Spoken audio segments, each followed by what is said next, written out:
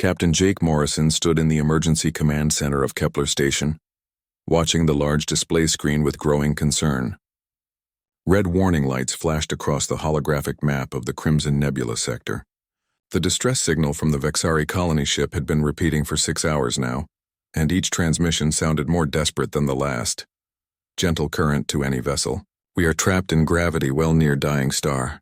Life support failing. 800 souls aboard. Please help us.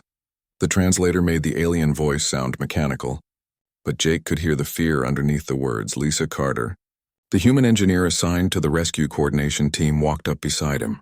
Her face showed the same worry he felt. The readings are getting worse, she said quietly. Their power core is dropping fast, maybe 72 hours before complete failure. Around them, representatives from a dozen alien species worked at their stations. The Galactic Council took rescue operations seriously, but Jake had been watching their efforts all morning. 3 different rescue ships had already turned back from the nebula. The conditions were too dangerous, they said. Too much radiation, too many gravitational problems, too much stellar debris flying around. Commander Veltar's voice came through the speakers again. The Vexari captain sounded tired now, defeated. Life support at 60%. Hull breaches in sections 4 and 7.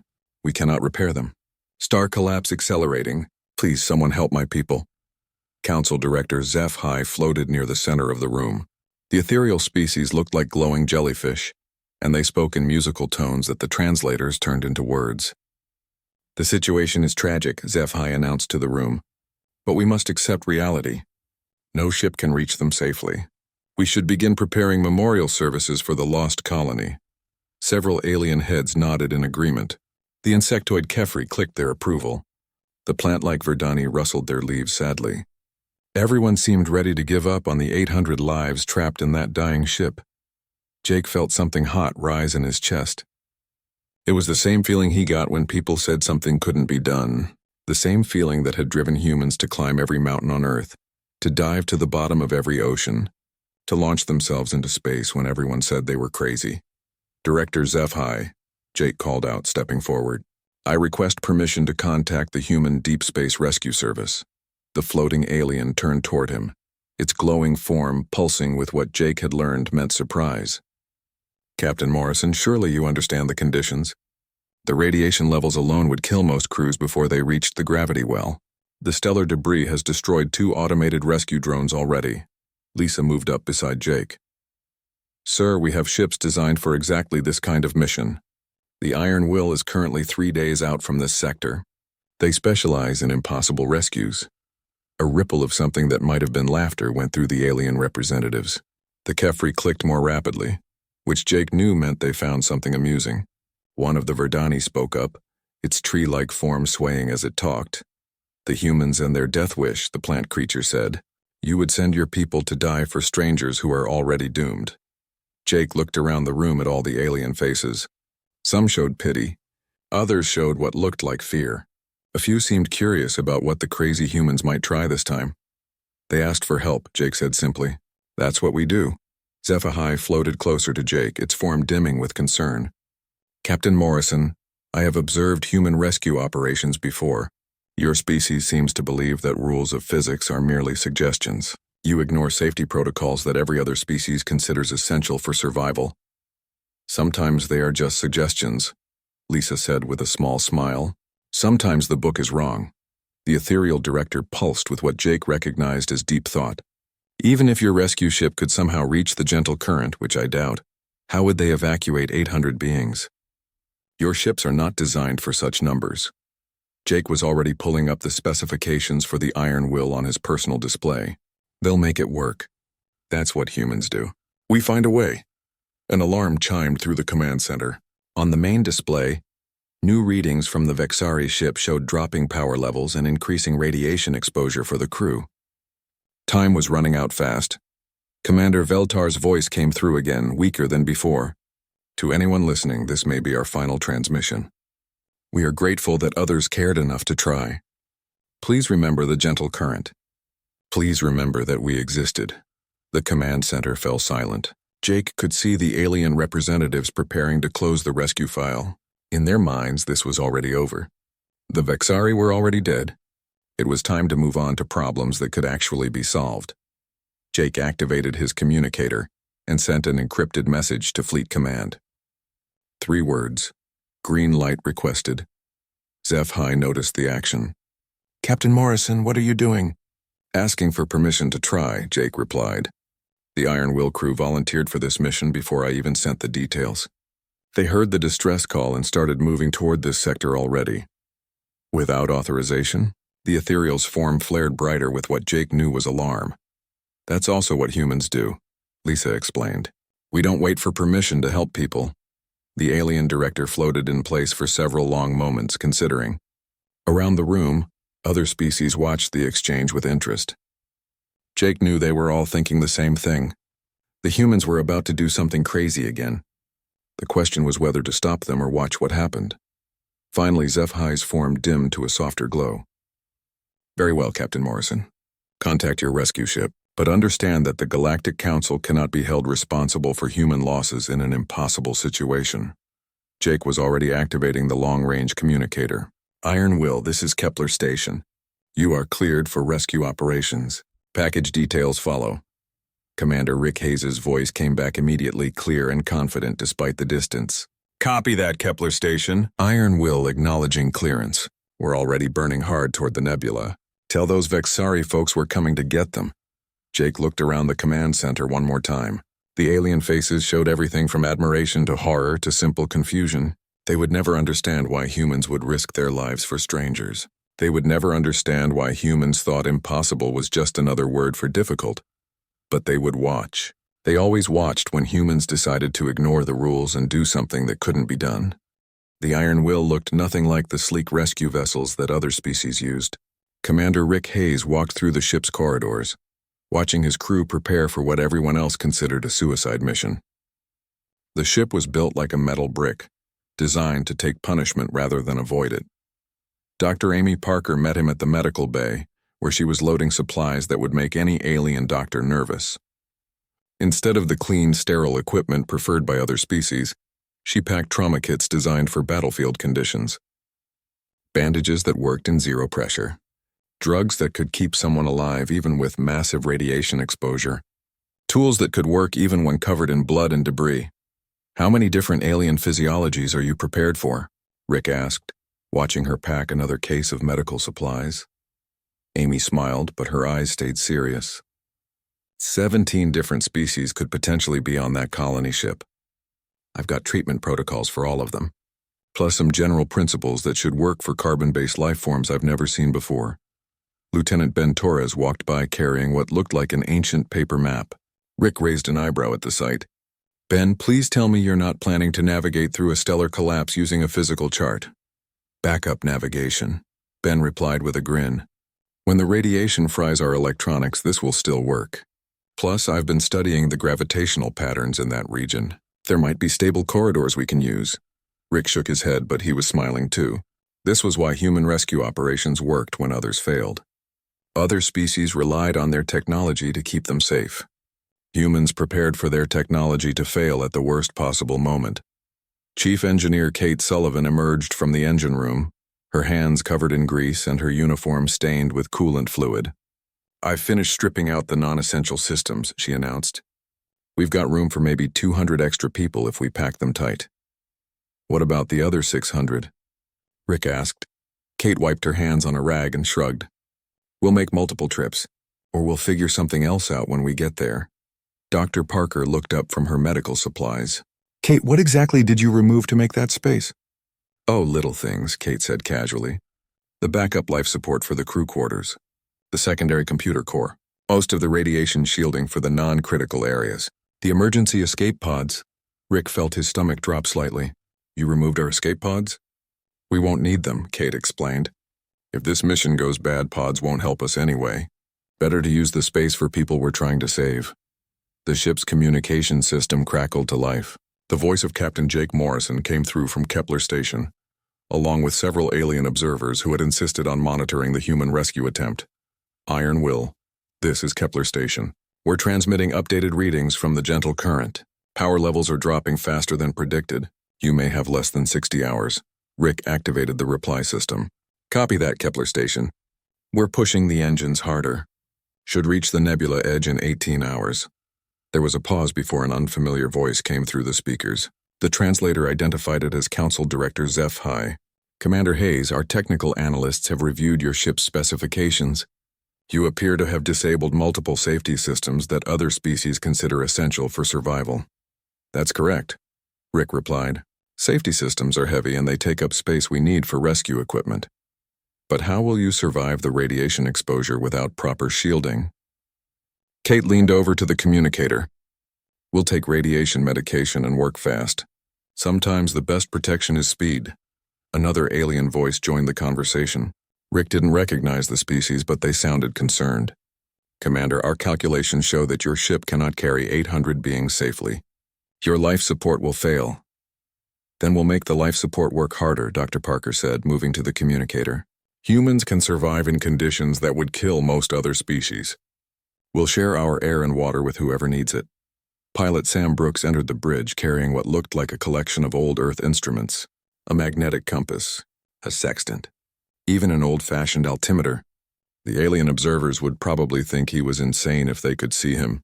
Sam, please don't tell me you're planning to fly by stars and magnetism, Rick said. Not planning to, Sam replied, checking the instruments carefully.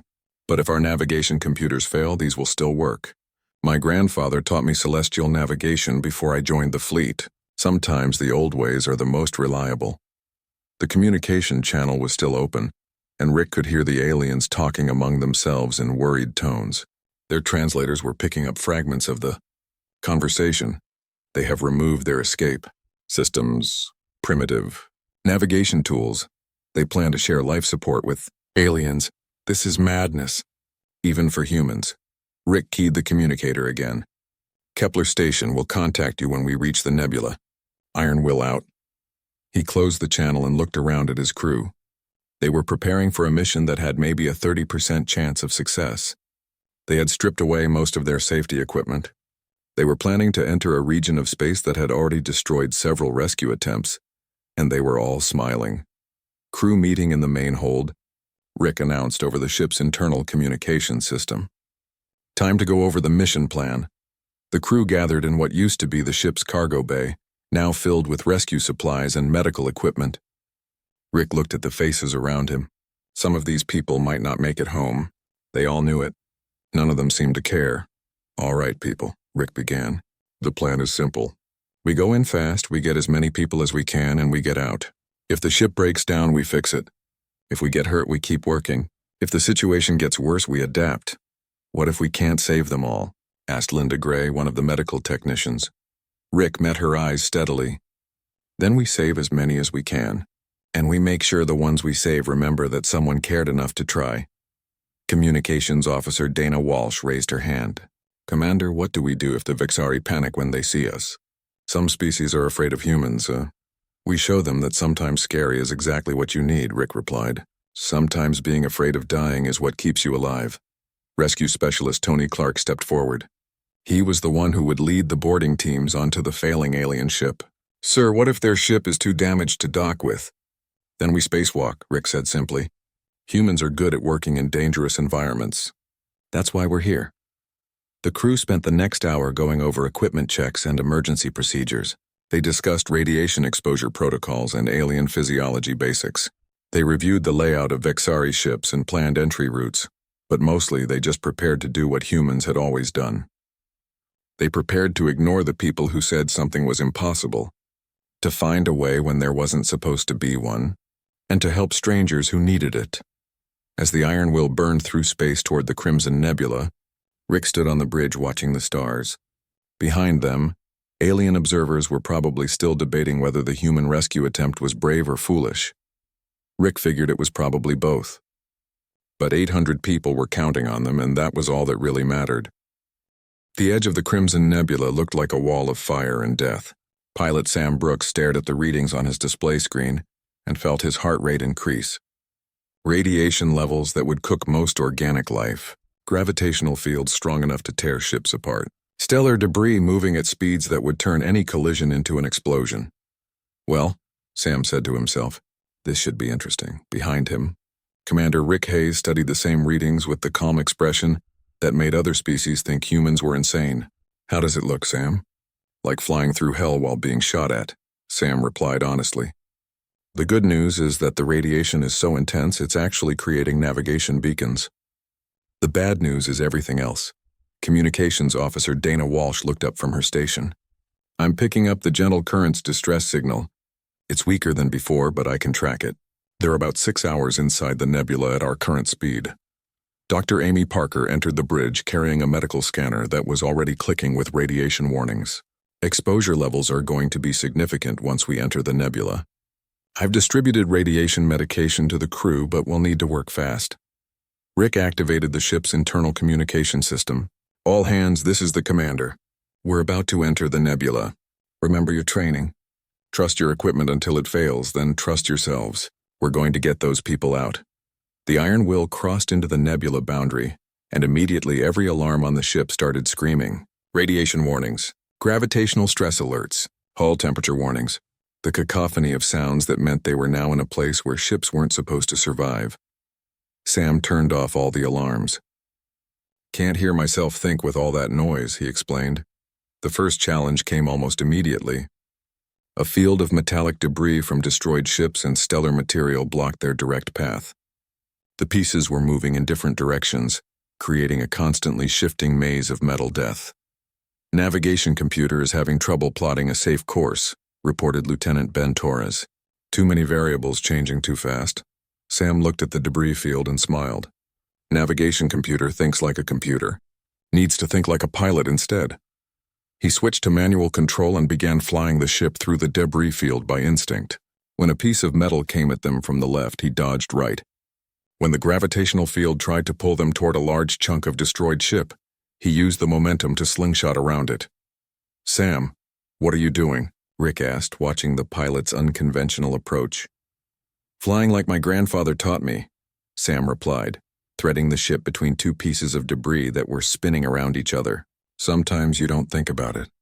You just feel where you need to go. The alien observers back at Kepler Station were probably having nervous breakdowns watching this, Rick thought. Human pilots were famous throughout the galaxy for their willingness to fly in conditions that would ground any sane species. Dana Walsh's voice cut through the bridge chatter. Commander, I'm getting a response from the gentle current. They know we're coming. The voice that came through the speakers was weak and filled with static, but they could understand it. Commander Veltar sounded like he couldn't believe what he was hearing. Human vessel, this is Commander Veltar of the gentle current. You cannot be here. Nothing can survive in this region. Turn back before you are destroyed. Rick took the communicator. Commander Veltar, this is Commander Hayes of the Iron Will. We're here to take you home. What's your current status? There was a long pause before the Vixari captain replied. Life support at 40% and failing. We have hull breaches in multiple sections. The star collapse is accelerating. You must leave this place. Negative, Commander. We're coming to get you. Prepare your people for evacuation. Another pause, longer this time.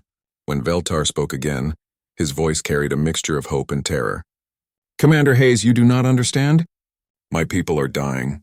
Even if you could reach us, you cannot save us all. And you will die trying.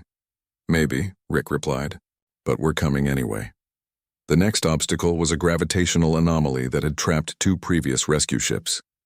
The gravity well was pulling everything toward the dying star, creating a spiral of destruction that seemed impossible to escape. Ben Torres studied his instruments and shook his head. Computer says there's no way through. The gravitational forces are too strong and too chaotic. Sam looked at the readings and then at the stars visible through the nebula. Computer's right about the forces being chaotic, but chaos has patterns if you know how to look for them. He began flying the ship in what looked like random directions, but Rick could see there was a method to it. Sam was using the gravitational forces like ocean currents, letting them pull the ship in certain directions and then breaking free at exactly the right moments. How did you know that would work? Rick asked when they emerged from the gravity well. Surfing, Sam replied with a grin. Learned to read ocean currents when I was a kid. Same principles, different medium. Chief Engineer Kate Sullivan's voice came over the intercom from the engine room. Commander, the radiation is starting to affect our systems. I've got backups for the backups, but we're going to start losing equipment soon. How long do we have? Maybe 4 hours before critical systems start failing. After that, we'll be flying on hope and stubbornness. Rick smiled. Sounds about right for a human rescue mission. The final approach to the gentle current took them through a field of plasma storms created by the dying star's instability. Energy discharges powerful enough to vaporize smaller ships crackled through space around them. Rescue specialist Tony Clark joined them on the bridge, already suited up for the boarding operation. "Sir, I can see the Vexari ship on the long-range scanners. She looks bad. Real bad." The gentle current appeared on their screens like a wounded animal. The graceful curves of Vexari ship design were broken by hull breaches and twisted metal. Parts of the ship were dark without power. Other sections flickered with failing electrical systems.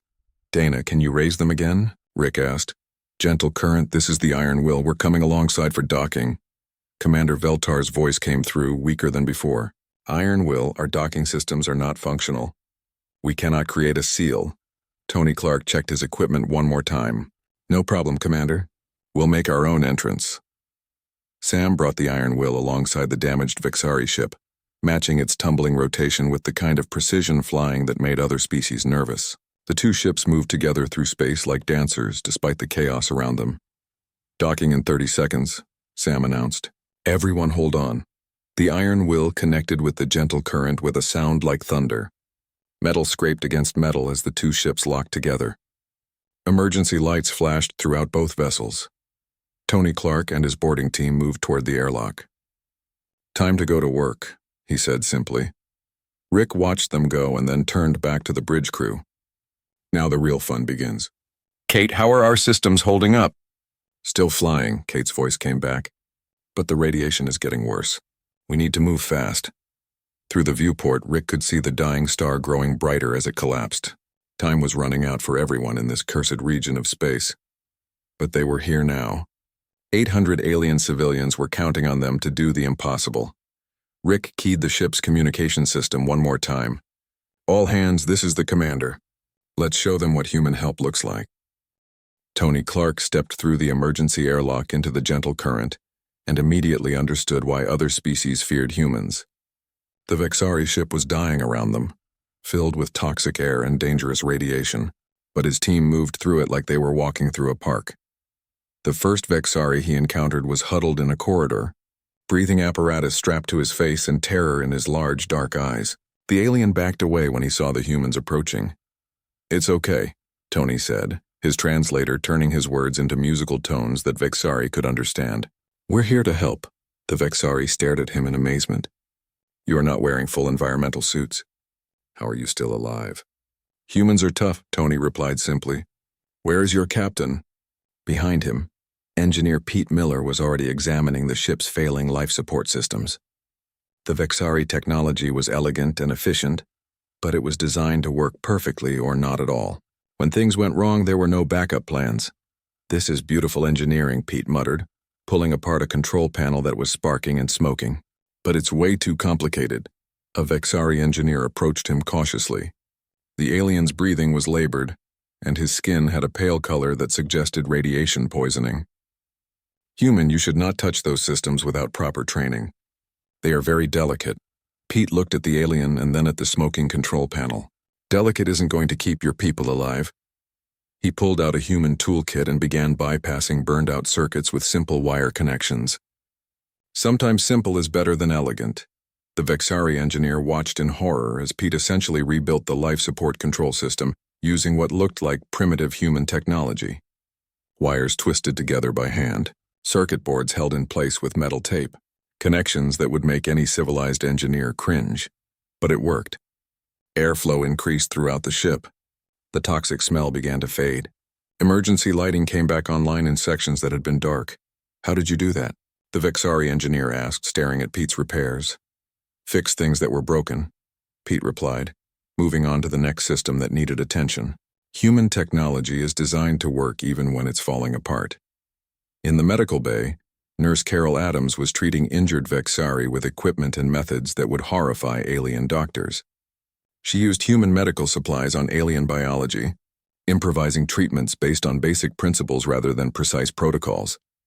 A young Vexari with radiation burns covered half her body lay on a medical table, barely conscious. Carol examined the alien's physiology quickly and began treatment using human burn medications and human surgical techniques. Dr. Amy Parker arrived and immediately began helping with the treatment. Carol, have you ever treated Vexari radiation exposure before? No, Carol replied, cleaning the alien's wounds with practiced efficiency. But radiation damage is radiation damage. The principles are the same. A Vexari medical officer approached them, his voice filled with concern. Humans, you cannot treat our people with your medicines. Our biology is different. You could kill her. Amy looked up from her work. She's dying anyway. We can try to save her, or we can follow the rules and watch her die. The human medical team worked with a speed and confidence that amazed the Vexari. Where alien medicine required precise protocols and careful testing, humans improvised and adapted. They used whatever worked, whether it was designed for the job or not. Security Chief Frank Lee was coordinating the evacuation in the ship's main corridors. Groups of Vexari civilians moved toward the docking area, many of them carrying wounded or sick family members. How many can your ship carry? Asked a Vexari civilian who seemed to be organizing the others. About 200 safely, Frank replied. But we'll take as many as we can fit. What about the others? We'll come back for them. The Vexari stared at him. Come back? Through this radiation storm? Multiple times? As many times as it takes, Frank said simply. The alien's expression showed a mixture of gratitude and disbelief. You would risk your lives repeatedly for strangers? That's what rescuers do, Frank explained, helping an elderly Vexari move toward the evacuation point. We don't leave people behind. Translator Alex Kim was working with a group of young Vexari who had become separated from their families. The children were frightened and confused, unable to understand what was happening around them.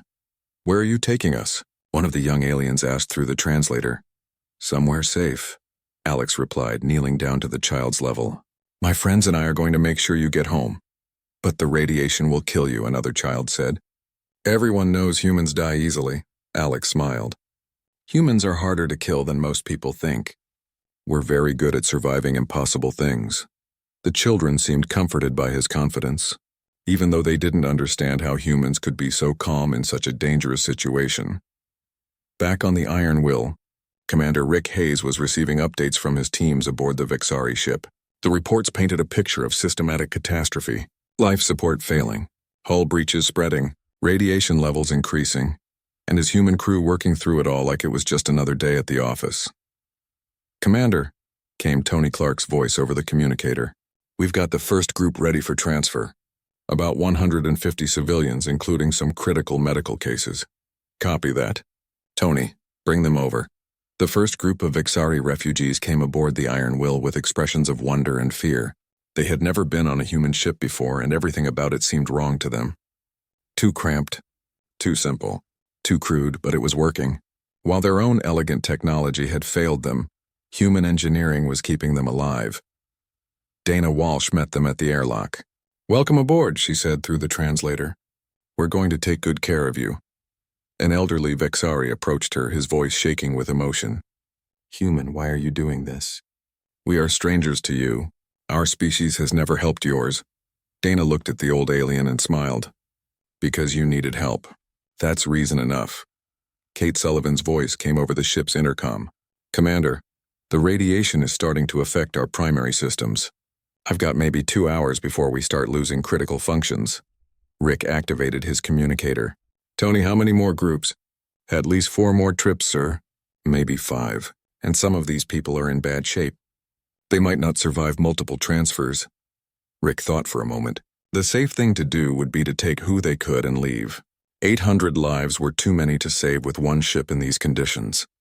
Any reasonable species would make that choice. But humans weren't known for being reasonable. Tony, prep everyone for rapid transfer. We're going to do this in 2 trips instead of 5. So that's going to mean serious overcrowding. Life support will be strained beyond design limits. Then we'll make it work, Rick replied. We didn't come this far to leave half of them behind. Over the next hour, the human crew performed what could only be described as organized chaos.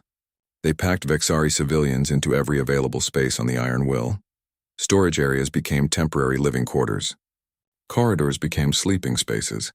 The cargo bay became a massive refugee camp. The Vexari were amazed at how the humans shared their own life support systems, their own food, their own water, without hesitation. Human crew members gave up their own quarters and slept in maintenance areas so that alien families could stay together. "This is madness," one Vexari official said to Dr. Parker as she treated more wounded in the overcrowded medical bay. "Your ship cannot support this many people." Amy looked up from her patient and smiled. "You're probably right, but we're going to try anyway." As the Iron Will prepared to leave the dying Vexari ship for the final time, Tony Clark took one last look around the gentle current. The elegant vessel was breaking apart around them, but they had saved everyone aboard. All souls accounted for, he reported to Rick. 800 Vexari civilians, all alive. Rick felt something tight in his chest relax. "Outstanding work, Tony, let's go home." As they pulled away from the collapsing ship, Rick watched through the viewport as the gentle current finally broke apart. In a few more hours, the dying star would collapse completely, and this entire region of space would become a graveyard. But today, 800 people would live to see tomorrow. And that made all the risk worthwhile. 3 days after the rescue, Admiral Helen Ross stood in the medical bay of Kepler Station, watching human and alien doctors work together to treat the radiation exposure that the Iron Will crew had suffered during their mission. Every member of the rescue team was alive, though some would need weeks of treatment to fully recover. Dr. Paul Green, a xenopsychologist who studied relationships between different species, was interviewing the Vexari survivors. Their statements would become part of the official record of what had happened in the Crimson Nebula. "Tell me about the humans," Dr. Green said to Kethmar, a Vexari civilian who had been among the first rescued. Kethmar's large eyes showed confusion as he tried to find the right words. "They were like nothing I had ever seen. They walked through radiation that should have killed them. They fixed our technology with tools that looked primitive. They shared their own life support systems without asking for anything in return. Were you afraid of them?" "At first, yes. Everyone knows that humans are dangerous. Deathworlders who survived on a planet that tried to kill them every day. But then I watched them work." Kethmar paused, searching for words. "They were not dangerous to us.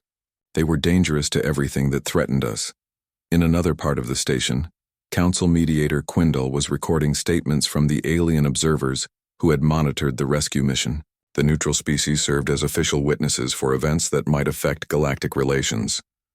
"The human methods were completely contrary to established rescue protocols," reported one alien observer.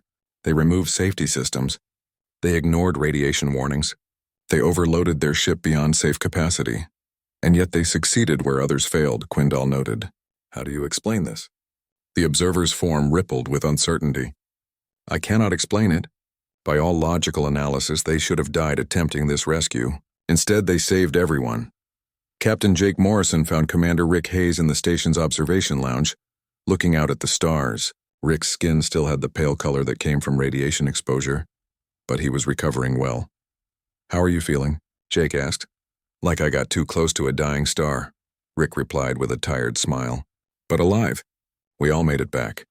The Galactic Council wants to debrief you on your methods. They're having trouble understanding how you pulled off a rescue that their computers said was impossible." Rick looked at him with surprise. "What's to understand? People needed help. We helped them." "It's not that simple for other species," Jake explained. "They plan every detail. They calculate risks. They follow safety protocols. You threw out the rulebook and improvised your way through a disaster." "Sometimes the rulebook is wrong," Rick said, echoing what Kate Sullivan had said during their preparation. "Sometimes you have to ignore the safe way and find the way that works." In the main conference room, a formal inquiry was taking place. Representatives from a dozen species listened as the Iron Will crew described their rescue operation. The aliens asked detailed questions about human decision-making processes and risk assessment. Commander Hayes asked a Kefri representative, clicking in what Jake recognized as confusion, "Why did your engineer remove safety systems before entering the hazardous zone?" "Because safety systems are heavy and take up space," Kate Sullivan replied from her medical bed, participating via video link. "We needed that space for rescue supplies and extra people. But without safety systems, you were more likely to die. Maybe. But with them, we definitely couldn't save as many people." Council Director Zeph High floated near the center of the room, his ethereal form pulsing with what Jake had learned meant deep thought. Commander Hayes, your species seems to have a fundamentally different approach to problem solving. You accept risks that other species consider unacceptable. We accept the risks we need to accept to get the job done, Rick replied. Sometimes helping people means putting yourself in danger. A Verdani representative rustled its leaves nervously. But what if you had failed? What if your crew had died attempting this rescue? Rick was quiet for a moment before answering. Then at least we would have died trying. At least those 800 people would have known that someone cared enough to attempt the impossible. Dr. Green entered the conference room, carrying a report on his interviews with the Vexari survivors. I have completed my analysis of the rescued civilians' statements. The psychological impact of the rescue operation appears to be significant. In what way? Asked HFY. The Vexari view of humans has changed fundamentally. Before this incident, they saw humans as dangerous Deathworlders to be avoided. Now they see humans as protectors, who will risk everything to help strangers.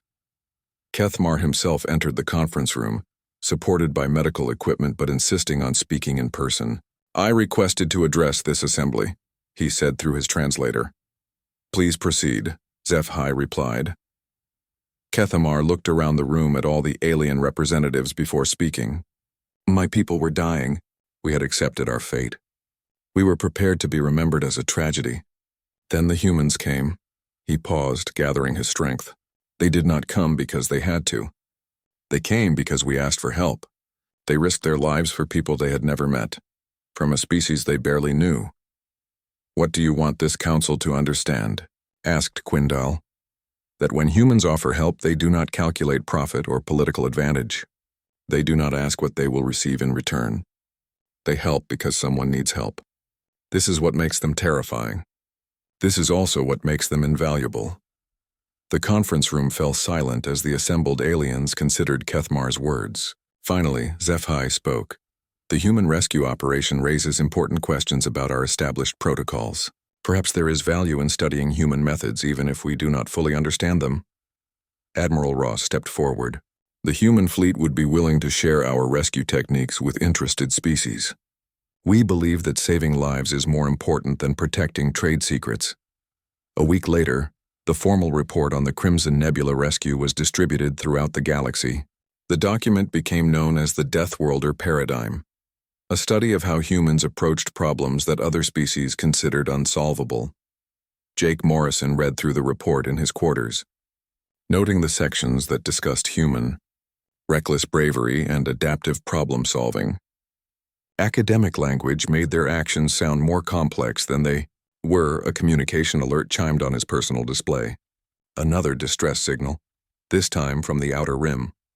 A transport ship carrying scientific researchers had suffered engine failure near a black hole.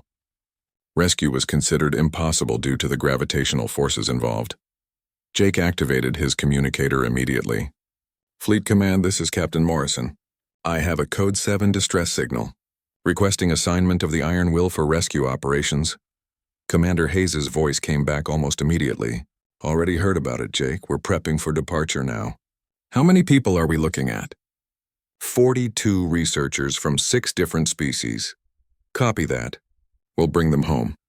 Jake smiled as he closed the communication channel. Other species were already requesting human assistance for impossible rescue operations. The Galactic Council was debating whether to establish human-led rescue teams for extreme emergencies. But for humans, it was simple. People needed help. They would provide it. That was what help looked like when it came from Deathworlders. It was dangerous and improvised and completely contrary to sensible protocol. It ignored safety regulations and risk calculations and proper procedure, and it worked. As Jake prepared to coordinate another impossible rescue mission, he thought about the 800 Vexari civilians who were now safely home with their families. They would remember for the rest of their lives that when they needed help the most, humans had answered their call. The communication system chimed again. This time it was from the Vexari homeworld. Kethmar's voice came through clear and strong. Captain Morrison, I wanted to thank you again for what your people did. My children ask me every day about the brave humans who saved us. They want to meet Commander Hayes and his crew. I'll pass along the invitation, Jake replied. Captain, there is something else. My government wants to know if human rescue teams would be willing to help establish emergency response protocols for our sector. We want to learn how to help others the way you helped us. Jake felt something warm in his chest. This was how it started. This was how humans shared their particular form of madness with the galaxy. Not through conquest or politics, but through the simple act of helping when help was needed. We'd be honored to help, Jake said. As he prepared for the next mission, Jake thought about what Council Director HFY had said during the inquiry. Humans did have a fundamentally different approach to problem solving. They didn't calculate risks the way other species did. They didn't follow established protocols when those protocols meant people would die. They just helped. And apparently, that was exactly what the galaxy needed.